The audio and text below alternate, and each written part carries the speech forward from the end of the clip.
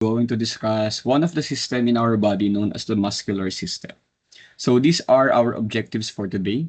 So first one is to describe the role of the skeletal smooth cardiac muscle in the movement, stability, and physiological functions. Second is to assess how muscles and bones work together to facilitate movement, provide structural support, and maintain homeostasis. And third is to value the importance of physiological maintenance by discussing the long-term physiological impact of the exercise, stretching, and proper nutrition on the muscular health. So now let us discuss the different function of the muscular system. Number one, no, it allows movement. We are very much aware that the movement in our body is possible because of the contraction of the muscle that happens within our muscular system. Next one, it also aids in thermoregulation. When we do shiver, no, it is our body's way on producing heat. And this heat is essential for us to achieve homeostasis, no? And achieving internal and external equilibrium with respect to temperature. Next one, muscle has something to do with the blood flow within our body. So it affects the rate on how the blood will flow. If you're going to look in our image, the blood vessel, there are integration of the muscle or smooth muscle within the blood vessel that makes the diameter of the blood vessel smaller or larger. Next one, muscular system is also responsible in the contraction of the heart, which helps us in pumping blood to the different parts of our body. And lastly, we have muscle, which is responsible also for our respiration. We have a diaphragm, a muscle that is located inferiorly to our lungs, and when it contracts and relaxes, the movement is also responsible on the movement of the lungs that we have, wherein gas exchange happens. Next one, it allows digestion. So our esophagus are a tube structure within our oral cavity, within our GI tract or gastrointestinal tract, from oral cavity going to the stomach. And there are muscle integration within our uh, esophagus. No, may mga muscle layer dyan na makikita. Next one, it also holds the skeleton together. Imagine if our bone are not fused together, no, there are a muscle that used to connect them from each other. Okay? So we have the skeletal muscle. Next one, we have the function or we have the different types of muscle. In our discussion in Gen Bio 1, we were able to discuss this one, but we will be discussing or reiterating some parts of the different types of the muscle in our body.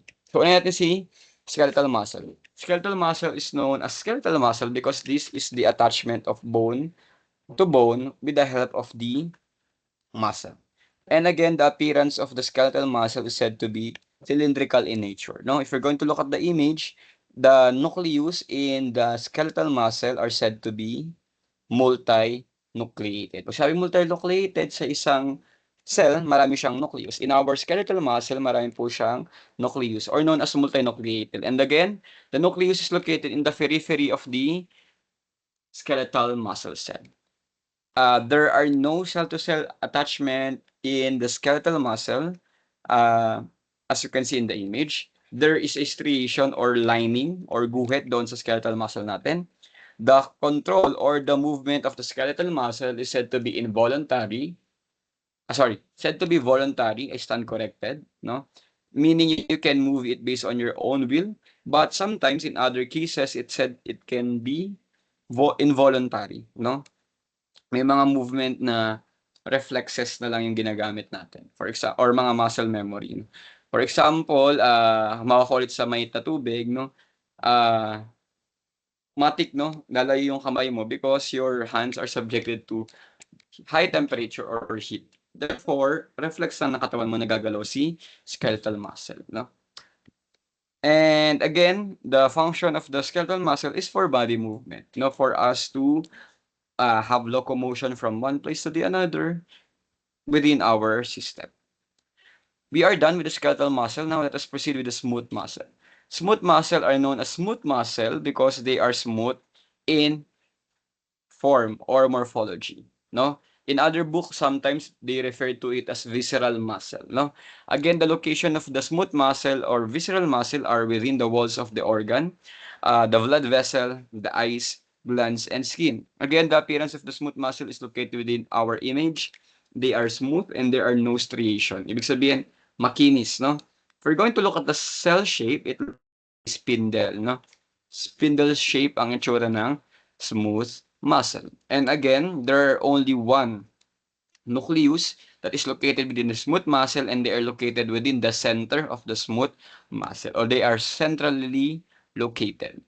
There are gap junctions, no, in some visceral smooth muscle because they used to join one cell from the another. So what is the function of the gap junction, no? Desmosome, hemidesmosomes, and the connection of one cell to another cell. The primary reason why they have this one is number one, for attachment. Para magkadikit sila ng maayos, no? Because there are no visible striation, para magdikit ng maayos yung smooth muscle, ay they need to be connected one with the another. Second, pwede ring meron silang gap junction due to the fact that they need to exchange nutrients and molecule from one cell to the neighboring cell. Therefore, they need to be associated from each other via cell-to-cell attachment or the gap junction. Just like what I have mentioned, striation is not present in the smooth muscle because they are smooth in nature. Wala po siyang guhit, no? Kung pupunta ka ng palengke, for example, nakakita ka ng chicken, no? Pagka hiniwa mo yung hibla nun, may mga striation yun. Yung smooth muscle, wala po. The movement of the smooth muscle is said to be involuntary. You cannot control it. You have your neurons and your brain, the one that dictate on what will be the movement, but you cannot force it to move based on your own will. For example, you cannot force your esophagus to stop moving because they can move based on its own will. Okay? The function of the smooth muscle is it moves food to the digestive tract. It is also responsible for emptying the urinary bladder, also responsible in the diameter of the pupil, no? Kapag lalaki yung ating pupil or liliit ang ating pupil, with respect to the light that is present on our environment. And marami pang iba. Last one, we have the cardiac muscle. Pag sinabing cardiac, it's something to do with the heart. So the location of the cardiac muscle is within the heart. If you're going to look at the appearance of the cardiac muscle, they are cylindrical and branch in nature. So, ibig sabihin, si cardiac muscle ay nakakonekta sa isang cardiac muscle in a branching system. So, there are nucleus that are located within the cardiac muscle and they are known as uninucleated. Ibig sabihin, isang nucleus lang. And they are also centrally located, just like smooth muscle. Also, there are cell-to-cell attachment within the cardiac muscle as the intercalated disc. So, ibig sabihin yung branch na nakikita natin sa image that are known as the intercalated disc. There are also presence of striation or lining within the heart or cardiac muscle, and the movement is said to be involuntary. You cannot force your heart to stop beating because it continues to pump blood to the different parts of your body. The function if the cardiac muscle is for pumping blood, contraction, that provides the pressure and also blood to the different blood vessels that we have. Overall, these are the different types of skeletal muscle. For reiteration, the skeletal muscle is striated and they're multinucleated and the movement is said to be voluntary. Example of the skeletal muscle that we have in our body is the pectoralis major or your pecs minor, yung nasa ilalim. You also have the rectus abdominis or the abs, the bicep and tricep, which is located within your upper extremities, masseter, no, or buccinator, yung ating jaw, meron tayo diyang muscle. These are example of skeletal muscle. Next one, we have the cardiac muscle. Ang example lang naman natin dito ay heart as the organ. They are striated and they are also uninucleated. The nucleus is located in the center of the cell. They're also branching na tinatawag na or intercalated disc. And their movement is said to be involuntary. Next one, we have the smooth muscle. They are non-striated, ibig sabihin walang guhit. Uninucleated, isang nucleus, and they are located in the center of the cell. Involuntary din ang movement ng smooth muscle. And the example are the one that is located within our stomach, esophagus, small and large intestines, and other glands within our body. We are done with different types of muscle, no? The skeletal, the smooth, and the cardiac. Now let us talk about the structure of the muscular system. If you're going to look at this one, we have here the tendon that used to connect muscle to bone, and we have the deep fascia. So fascia class, ito yung lining or sheet that cover the muscles. If you are done with the frog dissection, no, when you do the incision on the frog, you can see that there are clear sheet, no, that separates the skin from the muscle layer. So this is what we call the fascia. Next one, we have the epimysium. The term epi means above. So this is located above the muscle bundles. We also have the perimysium. It is located in the periphery on the muscle bundle. The whole muscle bundle is known as the fascicle. No, and the fascicle are made up of arranged and organized muscle fibers. And sa loob naman nun, we have the endomysium. Pag sinabing endo, nasa loob. If we're going to chunk down the muscle fiber, we have the sarcolemma and the myofibril. If you're going to look in our image, there are integration of the blood capillaries and the motor neuron. There is this system called neuromuscular junction wherein neurons are integrated within the muscle so that the muscle can contract. And again, the signal comes from the brain and it is sent to the neuron going to the muscle. Also, capillaries are present to the muscle layer because there are nutrients, oxygen that is necessity or essential and important to the muscle. So just like what I've mentioned, we have the skeletal muscle anatomy, the muscle fiber bundle, the muscle cell that we have. And if you're going to look at there are neurons that are connected to the muscle that will send signal in a process called neuromuscular junction. So muscle contraction is possible when the signal are sent to the effector or to the muscle part. Okay, so nakita natin yung signal. About the structural component of the muscle fiber, we have the sarcolemma or the plasma membrane of the muscle. We have the sarcoplasm or the cytoplasm of the muscle. And we also have the specialized endoplasmic reticulum in the form of sarcoplasmic reticulum. Ano ginagawa ng sarcoplasmic reticulum? It stores, releases, and retrieves calcium ion, which is essential also in the muscle contraction. So, ibig sabihin, para magkaroon ng muscle contraction or gumalaw yung muscle, we need calcium ions. And these are released via sarcoplasmic reticulum, a derivative of the smooth and the plasmic reticulum. We also have the myofibril or myofibril. These are thread-like structure containing numerous bundles of protein filament. If you are familiar with lubid or nakita na kayo ng lubid sa Quiapo, no? Makapal yun, tama ba? But if we're going to examine the structure of it, those lubid in the Quiapo is composed of just a thin thread of sinulid, no? So in short, bundles of sinulid ang ginagamit para makagawa ng makapal na lubid. And again, myofibril contains two kind of long protein filament called as a myofilament actin and myosin. Actin is the thin filament and the myosin is the thick filament. So again, thick filament is the myosin, thin filament is the actin. Next one, we also have the sarcomere, which is the smallest portion of skeletal muscle capable of contracting. And again, the sarcomere are made up of organized, overlapping actin and myosin all together. So if you interlock your finger, anong mangyari? Maka-form ka dyan ng arranged layer. So, similar thing happens in the sarcomere. Sarcomere are just made up of actin filament and also myosin filament that are arranged together. So, ito po yan, no? Sarcomere are just a fusion of actin and myosin. When muscle contraction happens, bulging of the muscle happens, nagdidikit or nagpo-pull toward each other ang actin at saka myosin, making the muscle contract together. Okay, ulitin natin. Actin and myosin pull each other toward each other para magkaroon ng bulging of the muscle or contraction of the muscle.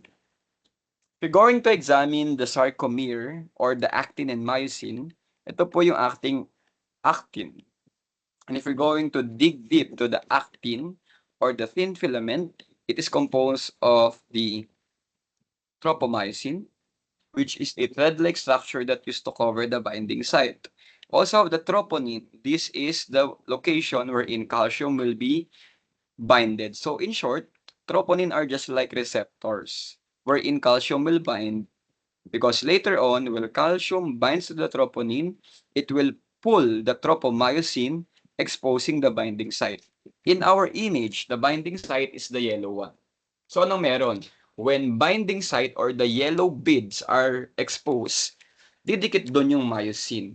Okay? So balik naman tayo. Myosin, if you are familiar with golf, no, the myosin head are just like a golf club. So what is the catch? When the binding site or the yellow one are exposed, the myosin head or the golf club will be attached to the binding site. Pero kung walang calcium, anong meron? Si tropomyosin, balik tayo sa actin, yung color blue thread, tatakpan niya muna yung binding site. Kaintindihan ulit natin. Well, calcium is released within the muscle. The calcium will bind to the troponin because it has a receptor for calcium. Tropomyosin will move and it will expose the active site. The active site ay exposed, didikit si myosin, and then magkakaroon na ng contraction of muscle with the help or usage of ATP. So now, let us talk about the skeletal muscle contraction or the neuromuscular junction. Pag sinabing neuromuscular junction, connection lang ito ng neuron at saka ang muscle. With respect also with the skeletal system or bone. Again, a neuromuscular junction will stimulate the sarcoplasmic reticulum. Ano na-stimulate? Yung sarcoplasmic reticulus or reticulum when stimulated will release calcium. Bago tayo mag-proceed doon, tingin mo tayo sa image, no? An action potential arrive at the neuromuscular junction. Saan galing yung action potential or yung signals? They are sent by the brain going to the muscle. And again, class, these signals came in the neuron and it carries neurotransmitter. Tignan natin ha, these neurotransmitter are chemical signals within our body. And we have different neurotransmitter within our body. So, ibig sabihin, yung signal ay nasa-send via chemical or neurotransmitter. But ang pinaka-importante na mabanggit natin na neurotransmitter in neuromuscular junction is ACH or also known as acetylcholine. So, balikan natin. When neuromuscular or when neurons send in action potential via neurotransmitter, the neurotransmitter will flood the neuromuscular junction or bulb. So makikita natin class sa image, yung color pink na dots, they are encapsulated first in the bulb. But when they are released within the matrix of the muscle, what will happen? This circular or pink circle will bind to the receptor of the muscle. Again, the ACH will bind to the receptor of the muscle and it opens the sodium ion channel, leading to the action potential in the sarcolemma. And again, when the sarcolemma action potential is being triggered, action potential travels along the T tubule and making the calcium ion being released on the bone. Okay? So the sarcoplasmic reticulum will release calcium ion, just like what we can see in our image or GIF. Neuromuscular junction, nare-release yung ating neurotransmitter, yung color purple na triangle. So this is the neurotransmitter. The neurotransmitter called ACH or acetylcholine. Pag na-release yan, it will bind to the receptor on the muscle. And then, ano nangyayari? Yung action potential masasend sa T-tubule kasi nga nag-trigger yung sarcoplasmic reticulum. Ayan. Mag-release yan ng calcium. The calcium ions will bind to the troponin which will then move sa tropomyosin, exposing the binding site of the actin. O, isa-isayin natin ha. In number 3, the calcium ions first will bind to the troponin. Asan ang troponin dyan? The troponin are the bead-like structure that is color yellow. Again, yung color yellow na bead, that is the troponin. So what will happen? The calcium that has been released by the bone will bind to the troponin and this will now pull the thread of the tropomyosin, exposing the binding site. nabanggit ko na kanina, when binding site are exposed, the myosin head will bind to the acting binding site, forming a cross bridge. So cross bridge is the process wherein the myosin head is attached to the binding site of the actin. Through the use of adenosine triphosphate or ATP, the myosin will pull the actin, shortening the length of the muscle and causing the muscle contraction. So this is the GIF that will showcase the process. Calcium will bind to the troponin, okay, sa actin. Ano mangyari? Pagka-bind ng calcium, mapupull yung tropomyosin. The yellow part or the binding site are now exposed. And then, the myosin head will bind to the binding site. Ulitin natin ha. Calcium is attached to the troponin. Tropomyosin will be pulled. Binding site will be exposed. Myosin head will bind to the binding site of the actin. ATP will now be used for the contraction to happen. Ibig sabihin, para magkaroon po tayo ng muscle contraction at gumalaw, we need to use ATP. Okay? So ATP will turn into ADP and release phosphate, and then the muscle contraction happens. Okay? So continuous lang yan. Hanggang may ATP ka at gumagalaw ka, technically, ATP will be used and it will enter the ATP-ADP cycle. Yung ATP magiging adenosine diphosphate kasi nga na-release yung isang phosphorus sa system, making the said power stroke or paggalaw ng myosin head at saka actin together. In short, the lengthening and the contraction of the actin and myosin is associated in the neuromuscular junction. Recall natin neuromuscular junction nangyari, number 1, na-stimulate yung sarcoplasmic reticulum because the action potential arrived the muscle. The sarcoplasmic reticulum will release calcium ions, and the calcium ions will now bind to the troponins. Troponin will now pull the myosin thread and exposing the binding site. The myosin head will attach to the binding site of the actin, and then ATP is used for the contraction to happen and the muscle contraction to occur. So that would be all for the whole process of the skeletal system. I hope you are clear how does the muscle contract, no, within our body. So that would be all. Good luck on your examination and thank you for listening.